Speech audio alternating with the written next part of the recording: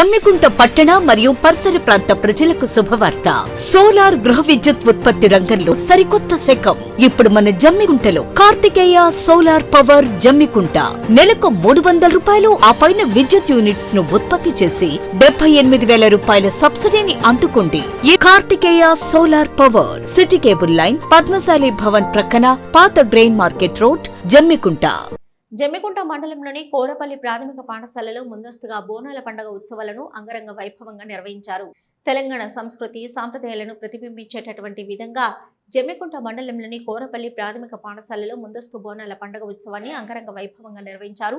ఈ సందర్భంగా విద్యార్థులు నెత్తిన బోనాలు పెట్టుకుని నైవేద్యాలు సమర్పించారు. మండల విద్యాధికారి హేమలత ముఖ్య అతిథిగా పాల్గొని విద్యార్థులు చేసిన బోనాన్ని నెత్తిన పెట్టుకుని ఉపాధ్యాయులు విద్యార్థులతో కలిసి సంబరాలలో పాల్గొన్నారు. అనంతరం విద్యార్థులు చేసిన నృత్యాలు అందరినీ విశేషంగా ఆకట్టుకున్నాయి. ఈ కార్యక్రమంలో దబ్బెట రవీందర్, బలరాం, విద్యా కమిటీ చైర్మన్ గుండ్ల రాజు, వాలంటీర్లతో పాటు తదితరులు పాల్గొన్నారు.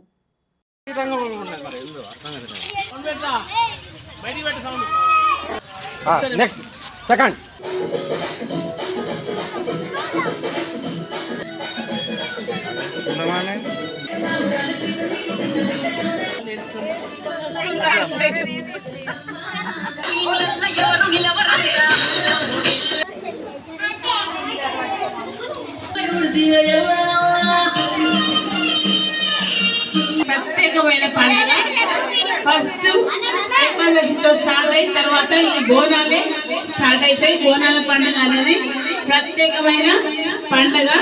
మహంకాళి బోనాలని హైదరాబాద్ లో చేస్తారు. అది చిన్నప్పటి నుండి ఈ మధ్య కాలంలో మిగతా అంత తెలంగాణలో ఇది పాకింది.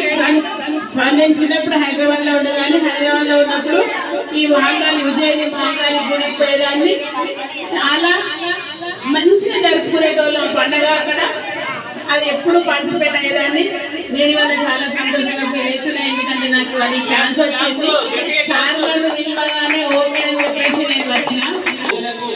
తెలంగాణ పండుగల యొక్క ప్రాముఖ్యత తెలవాలని, వాళ్ళు స్వయంగా పాల్గొంటే ఉత్సవ ప్రాముఖ్యత తెలుస్తుందని నిన్ననే ప్లాన్ చేసుకున్నాం. చెప్పగానే తల్లిదండ్రులు కూడా మరి విద్యార్థులను ప్రోత్సహించి మాకు అండగా నిలబడి ఈ బోనంలో తయారు చేసులో విద్యార్థులు తయారు చేసులో మరి తల్లిదండ్రుల పాత్ర కీలకం. వారు కూడా కష్టపడి మరి విద్యార్థులు తయారు చేసిండ్రు.